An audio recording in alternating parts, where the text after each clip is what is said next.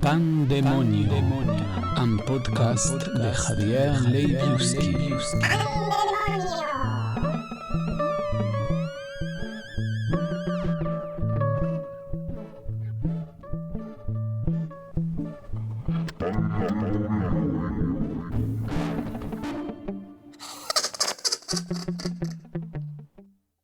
Salut tout le monde, cette semaine encore une histoire qui a été publiée originellement en 2026 dans mon premier livre à Buenos Aires, Llueve Núñez. Il a été publié en français en 2021 dans mon livre Pandemonio, Pandemonio.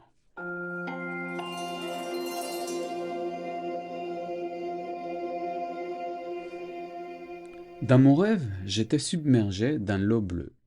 Un poulpe avançait rapidement vers moi. Son corps et ses tentacules étaient des câbles électriques. Au bout de chaque tentacule, il y avait une prise électrique. Je me suis réveillé. J'étais encore dans cette mer en train de fuir cet étrange mollusque. Il s'agissait de la première fois de ma vie que j'éprouvais une telle linéarité entre le rêve et l'éveil.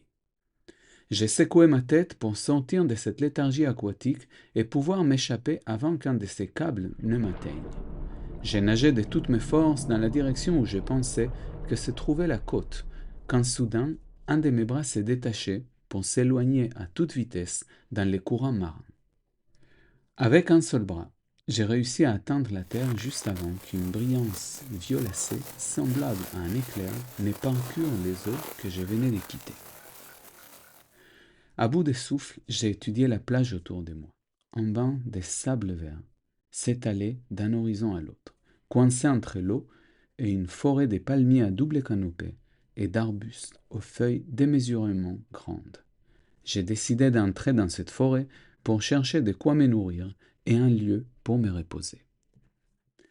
J'ai dû lutter contre les feuillages et les tiges qui se refusaient fermement à me laisser passer.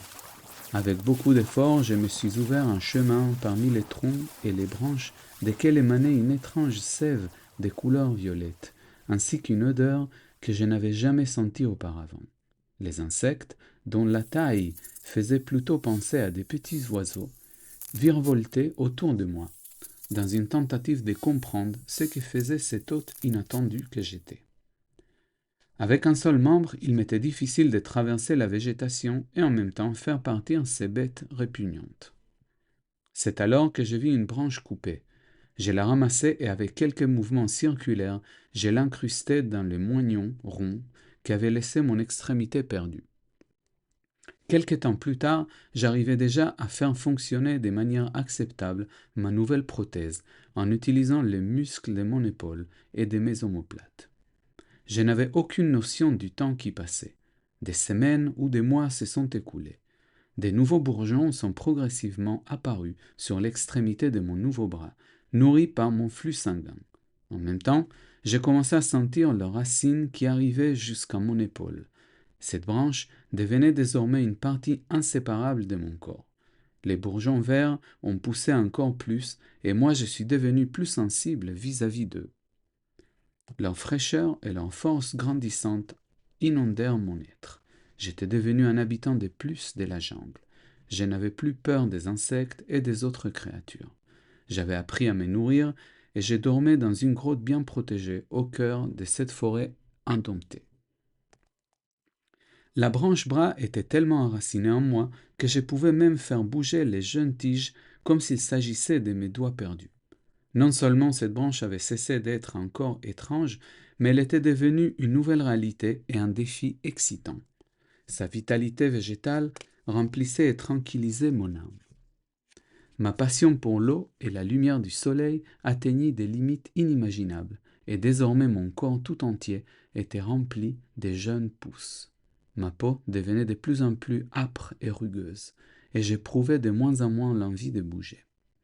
Un jour humide et ensoleillé, juste après un terrible orage, j'ai décidé de m'installer dans un endroit et de ne plus jamais en bouger. Avec une étonnante lenteur, j'ai laissé défiler dans ma tête toute cette transformation opérée depuis le naufrage. J'ai regardé la jungle autour de moi. Je n'aurais jamais imaginé que nous serions si nombreux. C'est tout pour cette fois. J'espère que cet épisode t'a plu et si c'est le cas, n'hésite pas à en parler autour de toi, à liker le profil Instagram ou Facebook du podcast Pandemonio 2025 et à collaborer sur mon compte Patreon, pan-demonio. À la semaine prochaine!